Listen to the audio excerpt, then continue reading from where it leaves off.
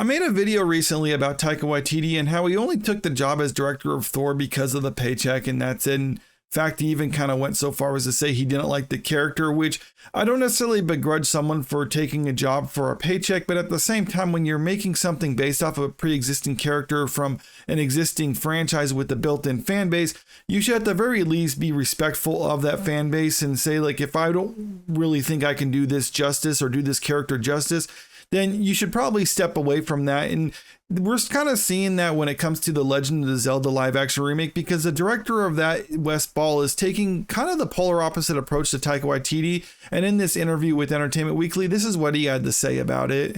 "It's going to be awesome," Ball promised. "My whole life has led to this moment. I grew up on Zelda, and it's the most important property I think that's untapped IP, if you will.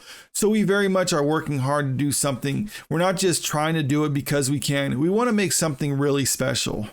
Now, I like what he's saying here because he does come across as a genuine fan, but some people might say, well, he's the director of it, so of course he has to say this and kind of hype it up because that's ultimately his job as a director, is to hype up his own movie.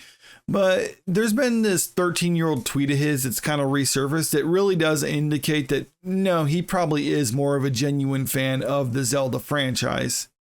My biggest hangup with Wes Ball directing this is not that he's not a genuine fan of the Zelda franchise, it's that he doesn't have a huge track record of work that we can look at to see what he's capable of. The most notable thing he's done in the past was the Maze Runner franchise, and while those movies were financially successful for the studio, they were met with, at best, mediocre reviews amongst critics and audiences, and kind of bad reviews for the sequel movies. So it doesn't really paint a lot of confidence in him, but he does have the upcoming Kingdom of the Planet of the Apes, and from the early teaser of that, and it looks like it's a decent movie. So maybe he can pull that off and we have a better idea about what he is capable of. But I think it should also be noted that the Super Mario Brothers movie was also very successful for Nintendo, and the three directors that they have credited on that movie didn't have much of a track record prior to Super Mario Brothers. So clearly Nintendo had confidence in them and felt that they could actually bring their story to life and give it justice. So if Nintendo had that confidence in the directors of Super Mario Brothers and that was successful, and they also have confidence in Wes Ball to actually do the same with the live action Zelda movie, then I think this is something that we should give it a chance, because personally, I really wanted to see the Legend of Zelda movie, a live action version of it, since I was a little kid.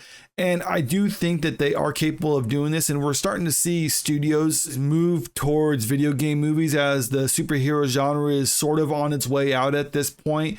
And it has a lot of untapped potential right there, because we have seen some successes in the past, and I think they're starting to figure out how to actually do it justice. And first and foremost, what you have to do is hire people who are passionate about the existing project. And we saw Nintendo succeed with that in Mario. We've seen other successes like with Sonic movie, with the Last of Us TV show. So maybe this is a new future for Hollywood, is that push it towards video game adaptations, because there's existing fan bases there and there's a lot of franchises to pull from.